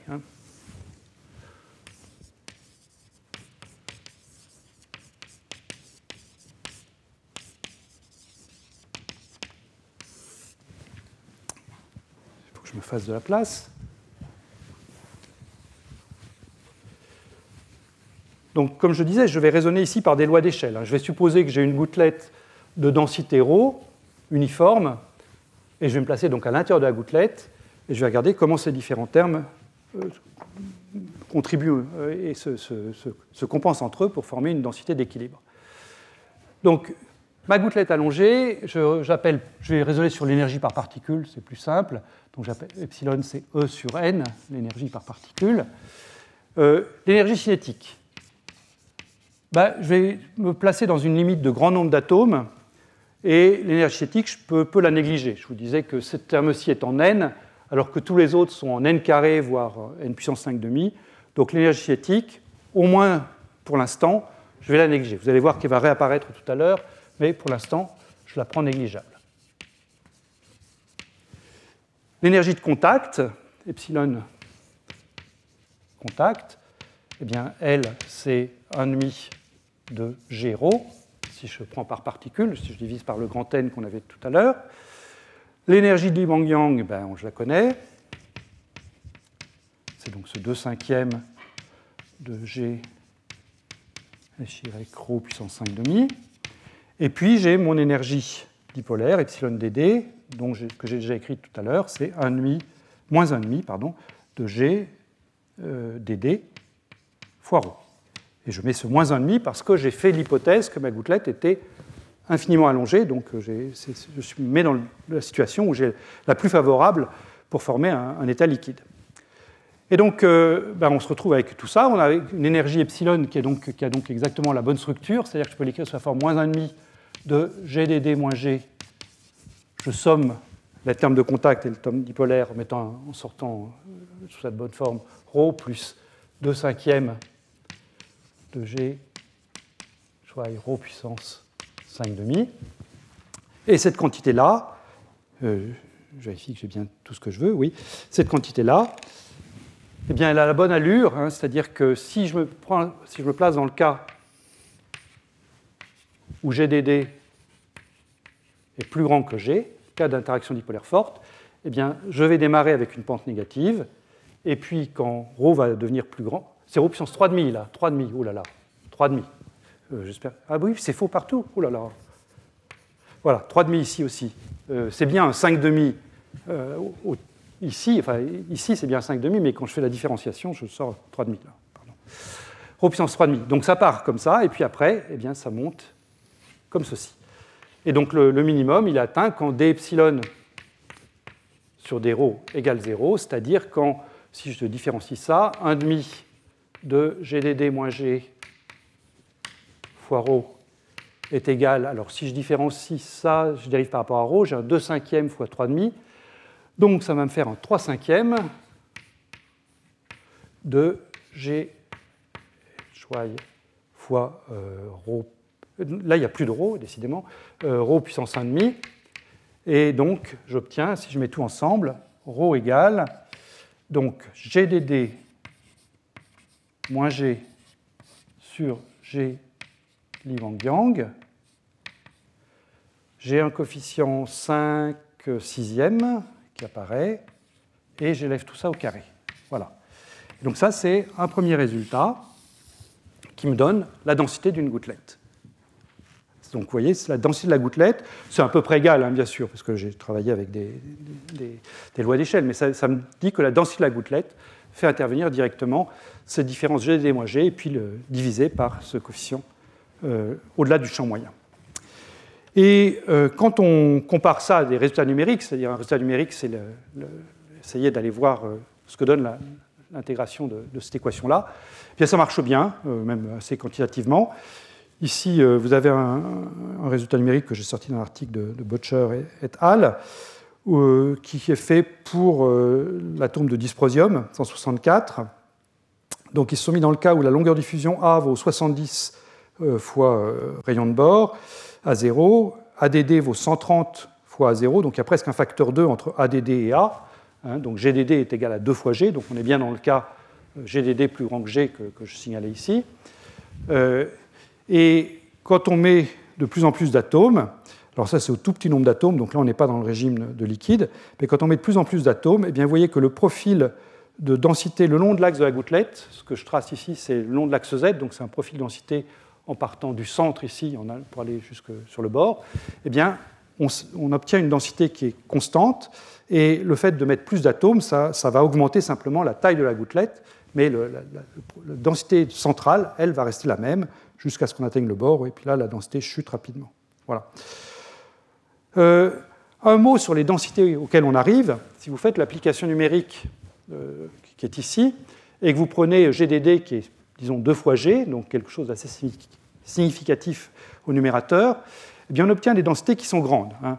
Les densités qu'on obtient sont de l'ordre de, là c'était 8 10 puissance 21, donc de l'ordre de 10 puissance 22 atomes par mètre cube, ou si vous préférez 10 puissance 16 atomes par centimètre cube, ce qui veut dire que ça correspond à des distances entre atomes voisins au sein de la gouttelette de l'ordre de quelques dizaines de nanomètres. Et ça, c'est beaucoup. C'est des densités qui sont typiquement 10 fois à 100 fois plus grandes que les densités usuelles des gaz. C'est normal, hein, on forme un liquide, donc ça doit être plus dense. Mais la contrepartie de ça, c'est qu'on a quand même des pertes importantes dans ces gouttelettes. Vous allez le voir un petit peu plus tard, c'est-à-dire que les densités sont tellement, enfin, les atomes sont tellement proches les uns des autres qu'il peut y avoir des collisions à 3 corps où 2 des atomes forment un dimère fortement lié. Le 3e corps emporte l'énergie libérée par la formation du dimère et les 3 atomes sont perdus de la gouttelette. Et ça se produit à un taux relativement élevé, quelques dizaines de millisecondes, disons, vous verrez des nombres plus précis dans un instant. Ça se produit à des taux relativement élevés du fait de cette grande densité qu'on obtient à l'équilibre. Alors maintenant, j'aimerais, là je vais revenir au tableau, essayer de préciser quelle est la forme de la gouttelette. Si on réfléchit bien à ce que j'ai dit, finalement il y a une sorte de contradiction dans ce que j'ai dit jusqu'à maintenant. Rassurez-vous, il n'y avait rien de faux, mais il faut aller un petit peu plus loin si on veut être bien correct. Je vous ai dit, je prends une gouttelette infiniment allongée, c'est-à-dire que j'ai pris une taille ici, selon une taille radiale, dans le plan XY, qui est très très petite. Mais en même temps, je vous ai dit, l'énergie cinétique est négligeable. Et c'est là qu'est la contradiction, c'est-à-dire que si je prends une taille qui est infiniment petite, ben, l'énergie cinétique associée va être très grande, donc je n'aurai pas le droit de la négliger. Donc en fait, la taille de la gouttelette, le facteur de forme de la gouttelette, le rapport entre la taille transverse et la taille longitudinale, doit faire d'une certaine manière intervenir l'énergie cinétique pour faire en sorte que je n'obtiens pas un fil infiniment étroit, mais quelque chose qui a une extension finie dans le plan XY. Ça ne va pas remettre en cause la forme générale, ma gouttelette va rester allongée, mais en tout état de cause, il faut que j'ai quelque chose qui me limite ma taille transverse, que je n'ai pas une implosion transverse ici. Donc ça, on va regarder comment le faire ensemble, mais je vais commencer par dire quelque chose sur cette diapositive-là. Donc, si je reviens à ce qu'on avait vu, je crois que c'était au cours 2, les énergies de champ moyen pour une gouttelette infiniment allongée, comme ça, et pour une gouttelette infiniment aplatie. Donc, pour la gouttelette infiniment allongée, je vous dis, l'énergie de champ moyen, c'est 1,5 de ρ G moins GDD. Hein, c'est ce que j'ai écrit ici encore. Voilà, j'avais écrit moins 1,5 de GDD moins G pour faire apparaître quelque chose de positif, mais c'est la même chose. Si on va vers un système aplati, ce qu'on avait vu ensemble, c'est que le moins GDD qui était ici devenait un plus 2 fois GDD. C'est juste une conséquence du 1 moins 3 cos carré θ qui vaut 1 dans un cas et puis moins 2 dans l'autre. C'est rien de plus que ça. Et donc, quand je quitte le régime d'une gouttelette infiniment allongée, pour quand même prendre en compte la taille transverse ici, ce que je dois faire, c'est ajouter un petit coefficient correctif à ce qui est là, qui sera un précurseur de la transition vers G plus 2 fois GDD. Donc pour ça, il faut revenir à la variation de l'énergie avec les rayons RPR, PRZ. Et la première correction qui apparaît, donc là, il faut utiliser pour ça les formules que j'avais établies dans le cours 2, eh bien, cette première correction a l'allure suivante. C'est du RPR P carré sur RZ carré fois ρ fois GDD, puisque c'est ce terme-ci que je suis en train de corriger, et puis un coefficient gamma qui est d'ordre 1. Alors, je triche un petit peu en disant qu'il est d'ordre 1 parce que c'est un coefficient qui lui-même contient les logs des rayons, donc il est un petit peu plus compliqué quand on veut vraiment le calculer, mais bon, comme vous savez, un log, ça varie toujours très lentement, donc on va le prendre d'ordre 1 et puis on va négliger sa variation avec les rayons. Dans les notes, j'ai essayé d'être un petit peu plus précis, mais bon, ça ne change vraiment pas grand-chose. Voilà, donc mon énergie de champ moyen, si je veux aller au-delà de ce que j'ai écrit pour l'instant, si je veux déterminer les rayons de ma gouttelette, il faut que je rajoute ce terme-ci, qui est une petite correction, hein, parce que Rperp est très petit devant Rz, et donc cette chose-là est petite devant ce qui est écrit ici. Donc je vais revenir au tableau, et ce qui m'intéresse maintenant, c'est donc de dire des choses sur la forme de la gouttelette, c'est ce rayon. Ah, j'aurais pas dû effacer ma densité, tant pis, je pourrais toujours la réécrire. Alors, je vous ai dit que l'énergie cinétique était négligeable, mais ce que je vous dis maintenant, c'est que, bon, elle n'est pas complètement négligeable, il faut la prendre en compte, parce que finalement, c'est elle qui empêche la gouttelette d'atteindre un rayon Rperp égal à 0. Donc, je remets mon énergie cinétique, et donc je la mets sous la forme h bar 2 sur m fois Rperp carré. Et puis, je rajoute à mon epsilon dd cette correction qui est écrite ici, plus gamma, fois donc ρ fois gdd, fois Rperp carré, Rperp sur Rz au carré, ou Rperp carré sur Rz carré. Je vais écrire comme ça. Voilà. Alors, ce que j'ai dit jusqu'à maintenant reste complètement valable, c'est-à-dire qu'à l'ordre 0, ce qu'il faut faire, c'est minimiser les termes qui sont écrits en blanc ici, c'est ce qu'on a fait, c'est ce qui nous a conduit à la valeur de la densité. Mais ensuite, le terme correctif, eh bien, ça va consister à minimiser cette chose-là pour en déduire, connaissant le ρ que j'ai déduit de ça, pour en déduire ce que valent Rperp et Rz. Alors, donc, ce que je dois minimiser, je vais revenir avec de la craie blanche, ce qu'on doit minimiser, c'est donc cette fonction h bar 2 sur m fois Rperp carré, plus ce gamma ρ gdd Rperp carré sur Rz carré.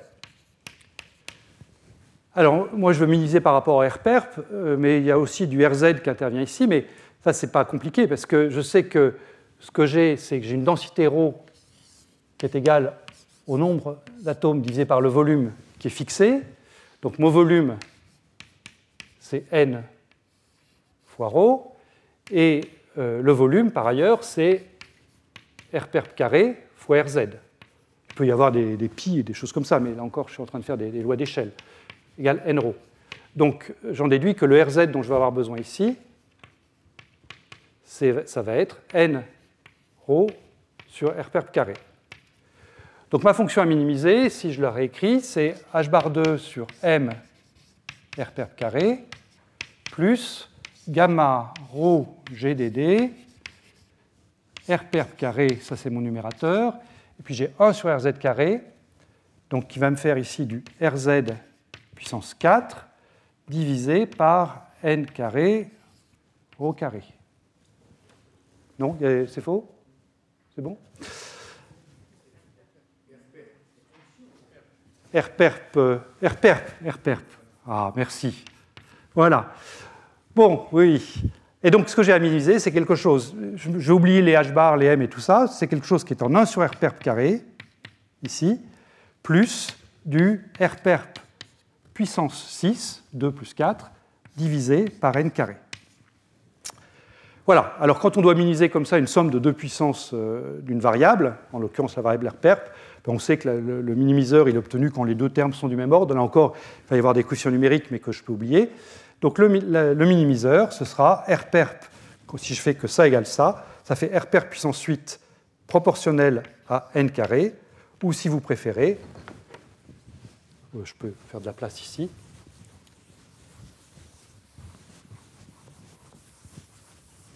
ou si vous préférez, RPERP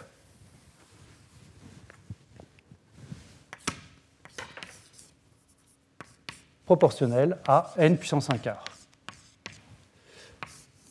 Voilà. Et si maintenant je reviens à RZ, eh bien RZ, il est en n nombre d'atomes divisé par RPERP carré, donc n divisé par racine de n. Donc RZ, lui, est proportionnel à n puissance 1,5. Voilà. Et par ailleurs, donc, je peux réécrire ma densité d'équilibre. Hein, ρ, on avait trouvé que c'était du GDD moins G sur G Li Wang Yang au carré. Voilà, donc ça caractérise complètement la gouttelette, c'est-à-dire qu'on a à la fois sa densité et sa taille. Et ces variations de RPERP et de RZ sont intéressantes. Hein. Ce que vous voyez, c'est que quand j'augmente le nombre de particules, eh bien, à la fois la taille transverse et la taille longitudinale augmentent, mais la taille longitudinale augmente beaucoup plus vite, comme n puissance 1,5, que la taille transverse en n puissance 1 quart. Donc, au grand nombre d'atomes, ma gouttelette va avoir un aspect de plus en plus effilé, mais il ne faut pas se méprendre. La taille transverse augmente malgré tout. C'est juste qu'elle augmente moins vite que la taille longitudinale. Alors là encore, ces lois sont bien vérifiées, au moins au grand nombre d'atomes. Ici, je vous donne un résultat numérique obtenu par Bailly, Wilson et Blackie, où vous avez tracé en fonction du nombre d'atomes. Alors, c'est nombre d'atomes moins nombre d'atomes critiques. Je vais revenir sur le nombre d'atomes critiques dans un instant. Et puis ici, vous avez la taille. Et donc, ce qu'ils appellent sigma ρ, ici, c'est mon RPERP, qui varie bien comme n puissance 1 quart, et sigma z, qui varie comme n puissance 1,5. Ce qui est un peu étonnant, c'est que ces auteurs et d'autres présentent ces lois comme étant des résultats purement numériques. C'est-à-dire que le raisonnement que j'ai fait au tableau là, qui n'est pas très compliqué, hein, je ne prétends pas avoir fait quelque chose de grandiose, le raisonnement que j'ai fait là, je ne l'ai jamais vu écrit nulle part, c'est-à-dire ce qui conduit au RPERP, au n puissance 1 quart et au n puissance 1,5. Ça sort numériquement, heureusement, sinon ce serait faux, mais je ne l'ai pas vu motivé par des lois d'échelle comme ça. Donc si quelqu'un connaît une référence où c'est fait, je serais ravi de la citer dans les notes, mais je n'en ai pas trouvé.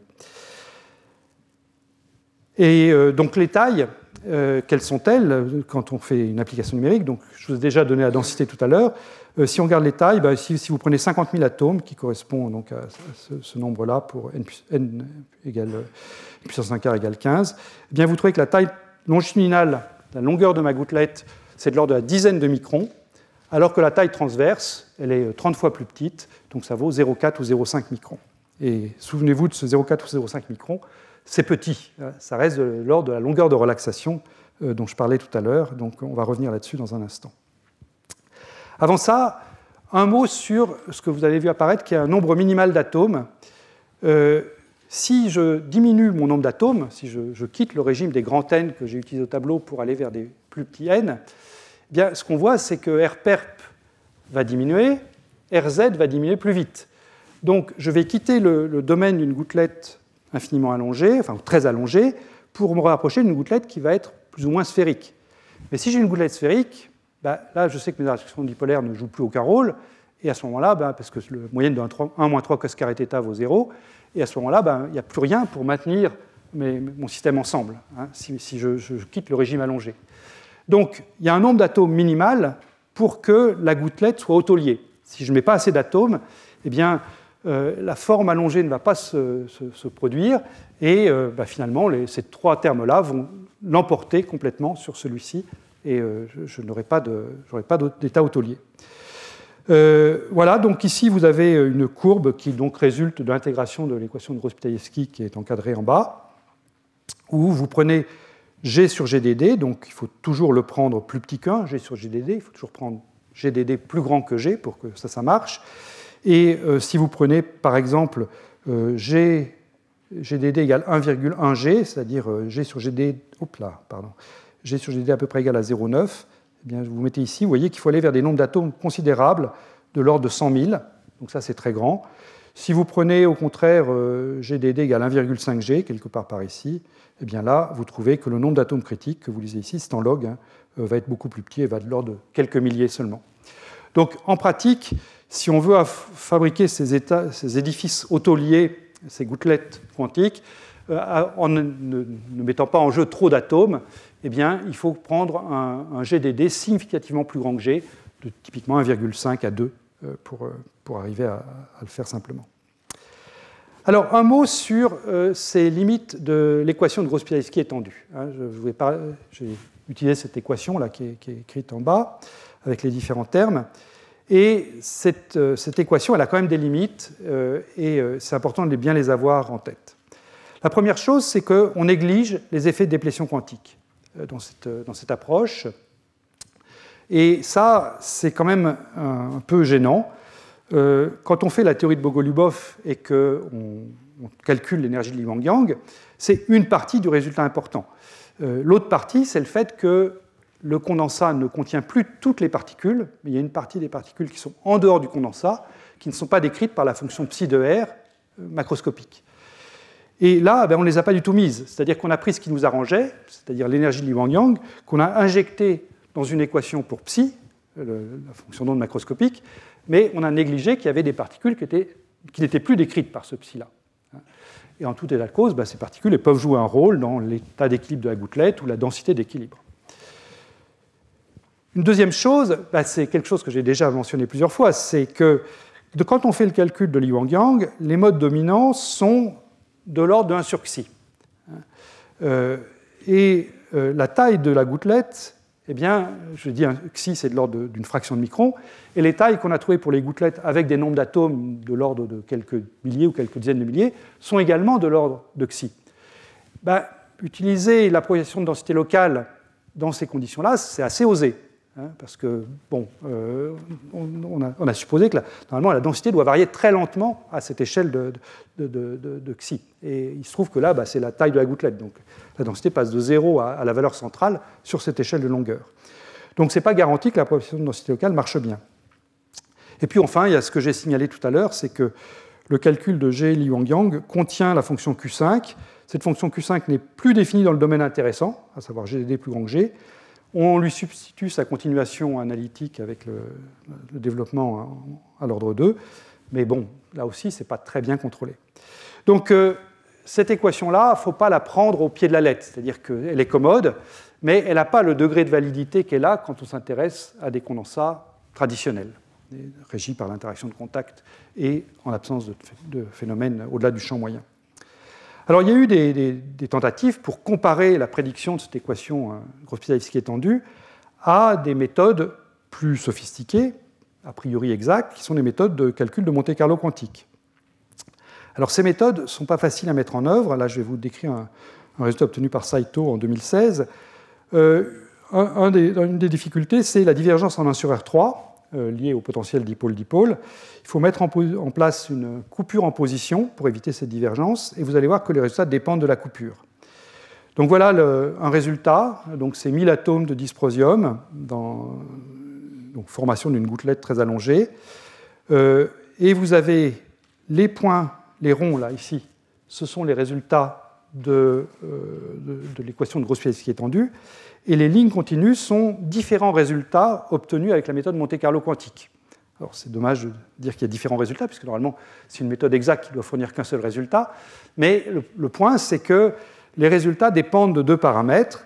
D'une part, la valeur de ce rayon de coupure ici, mis en place pour éviter la divergence en 1 sur R3, qui varie ici entre 0,15 microns et 0,25 microns, et les courbes ne superposent pas. Et puis l'autre paramètre, c'est inhérent à la méthode de Monte-Carlo quantique, c'est grand M, ce paramètre grand M qui est le nombre de tranches. Alors pour vous expliquer ce que c'est qu'une tranche, il faut que je fasse un tout petit aparté sur ce qu'est la méthode de Monte-Carlo quantique par intégrale de chemin, qui est celle qui était utilisée par Saito ici. Ce qu'on veut évaluer dans cette méthode, c'est essentiellement la probabilité de trouver les grands N particules au point R1, R2, Rn, pour un système à température T finie. Donc pour ça, il faut évaluer l'élément de matrice de puissance moins bêta H, où bêta c'est 1 sur kT, H c'est l'hamiltonien, entre R, qui est simplement le N-uplet R1, R2, Rn, et puis R à droite, mais moyennant une permutation possible des N particules, puisque j'ai affaire à des bosons. Et plus précisément, ce qu'il faut faire, c'est faire la somme sur toutes les permutations pour évaluer ça. Et la manière dont on s'y prend pour évaluer cet élément de matrice, c'est qu'on coupe en M tranches, c'est-à-dire qu'on évalue des éléments de matrice de puissance moins bêta H sur M. Si vous voulez, c'est une température M fois plus élevée. Bêta est divisé par M, donc la température est M fois plus élevée. Et donc on introduit donc une relation de fermeture en R1, en R2, en Rm, et on évalue comme ça des produits. Et bien le résultat dépend du nombre de tranches, comme vous le voyez. Là, il y en a 256, 512, 1024, 2048. Et on ne peut pas dire que les résultats soient convergés.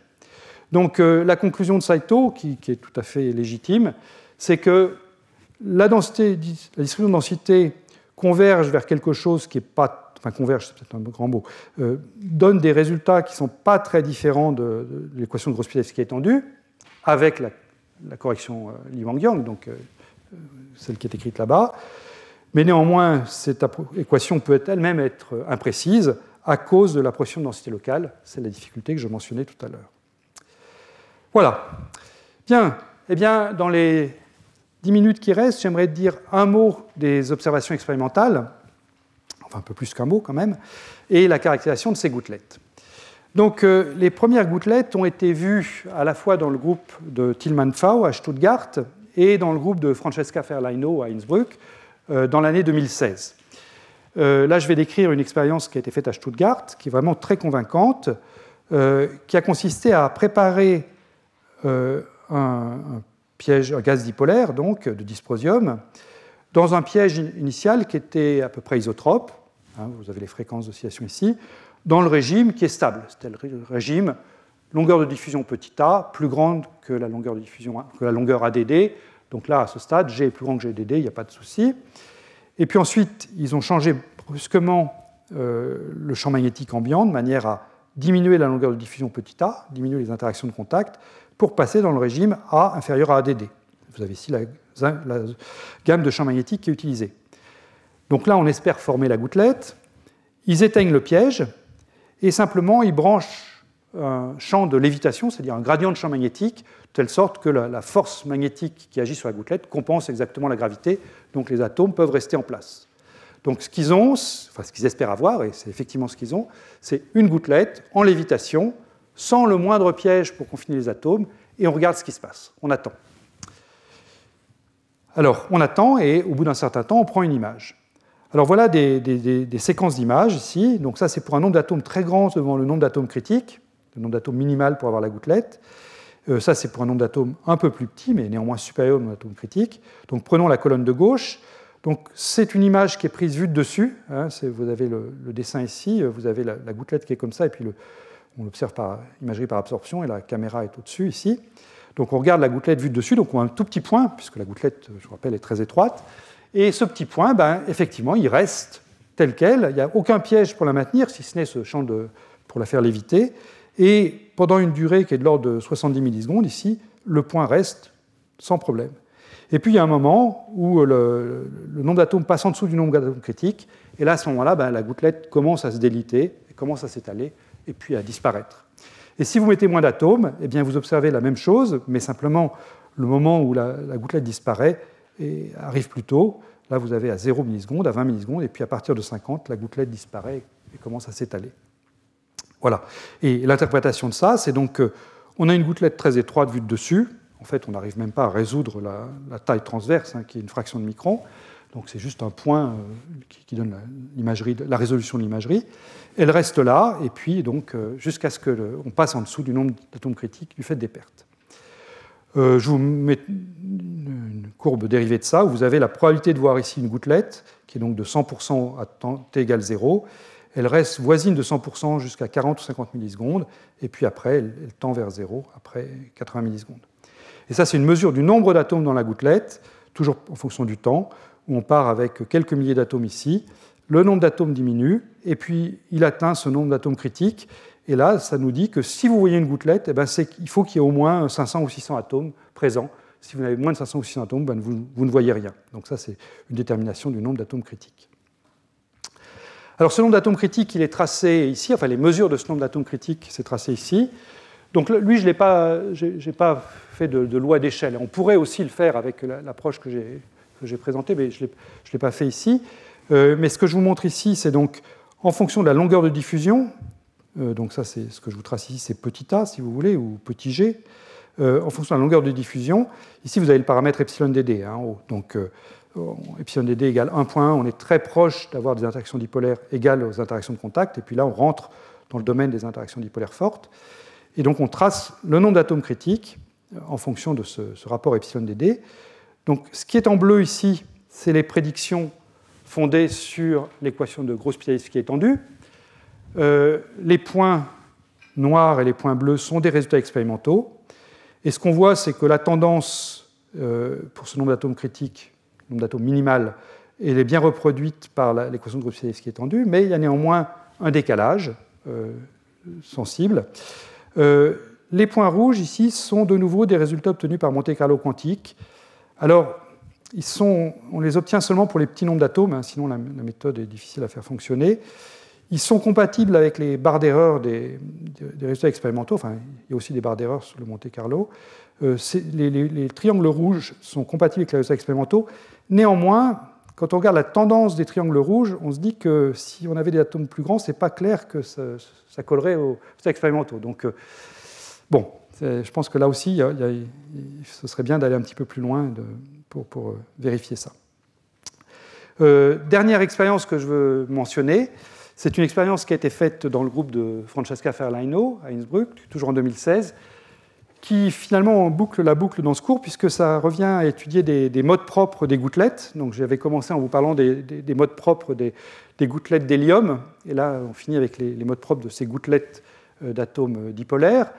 Ce qu'ils ont étudié dans ce groupe, c'est prendre leurs gouttelettes très allongées, et puis changer pendant un court instant, la gouttelette est initialement dans un piège, donc changer pendant un court instant la fréquence du piège selon l'axe Z, et ils ont regardé ensuite l'oscillation longitudinale de ce mode-là. Donc vous voyez comment RZ varie en fonction du temps. Donc ils mesurent la fréquence de ce mode-là, et ils tracent cette fréquence, toujours pareil, en fonction de la longueur de diffusion, petit a, caractérisant les interactions de contact, ou si vous préférez, la valeur epsilon dd, donc rapport entre contact et puis dipôle-dipôle. Donc quand on est dans le régime dominé par des interactions de contact, on a une fréquence relativement basse, on a vraiment affaire à un gaz, donc une fréquence basse, une faible, un système très compressible, donc une fréquence basse. Et puis quand on diminue la longueur de diffusion, c'est-à-dire qu'on augmente la valeur de epsilon dd, et qu'on rentre en particulier dans le régime de gouttelette liquide qui est ici, la fréquence devient beaucoup plus élevée, le système est beaucoup plus raide, et donc on obtient des points ici qui sont de manière remarquable en bon accord avec la ligne rouge qui est résultat de l'équation de Gauss-Pitaevsky étendue. Donc là, étonnamment, ça marche vraiment bien. L'accord est quantitatif. Voilà. Bien, j'en arrive à la fin. En conclusion, donc, quel est le message d'aujourd'hui? Eh bien, c'est que l'énergie de Li Wangyang permet de stabiliser un condensat dipolaire dans l'espace libre. C'est ce qu'on voit très bien sur ces jolies images du groupe de Stuttgart. Je vous ai présenté un traitement qui est le traitement qu'on voit dans la littérature, hein, c'est pas moi qui l'ai proposé, qui utilise cette approximation de la densité locale pour injecter un terme supplémentaire dans l'équation de champ moyen. Au grand nombre d'atomes, on a atteint ce régime de densité constante, qui est écrit au tableau, GDD moins G sur G Li Wangyang au carré, et on a pu dériver la forme de la gouttelette avec ces variations des rayons en n puissance 1,5 et n puissance 1 quart. L'accord entre les résultats expérimentaux, les résultats numériques par simulation Monte-Carlo, et puis cette équation Li Wangyang, comme vous l'avez vu, il est quand même raisonnable, mais néanmoins, je pense que la morale, c'est qu'il y a une marge de progression, si je puis dire, parce que j'ai déjà dit, le traitement par Gross-Piasecki étendu néglige la déplétion quantique, l'approximation de densité locale est sujette à caution, et puis quelque chose que je n'ai pas encore mentionné, mais qui est important, c'est que dans la mesure où on a ces densités qui sont importantes, je vous ai dit qu'on a des pertes à 3 corps qui sont importantes, et donc le système qu'on obtient, ce n'est pas vraiment un système qui est à l'équilibre, c'est-à-dire que c'est un système. S'il était à l'équilibre, il serait vraiment solution de cette équation-là. Mais j'ai en plus un terme de perte qui est important, et ce n'est pas garanti que le système pris à l'instant T soit exactement l'état fondamental que j'obtiendrai à partir de cette équation-là. Pour vraiment rendre compte quantitativement des résultats, je pense qu'il faut prendre en compte les pertes qui se déroulent en fonction du temps. On a un équilibre dynamique qui se produit, et ce serait intéressant d'étudier les déviations entre une photo prise à l'instant T et puis la solution de ce type de formulation. Voilà. Donc c'est un système qui est intrinsèquement hors d'équilibre, et je pense que cet aspect hors d'équilibre mériterait aussi d'être approfondi. Voilà, eh bien, je vous remercie pour votre attention, je m'arrête ici, et rendez-vous dans un quart d'heure pour le séminaire de Patricia Vignolo. Merci.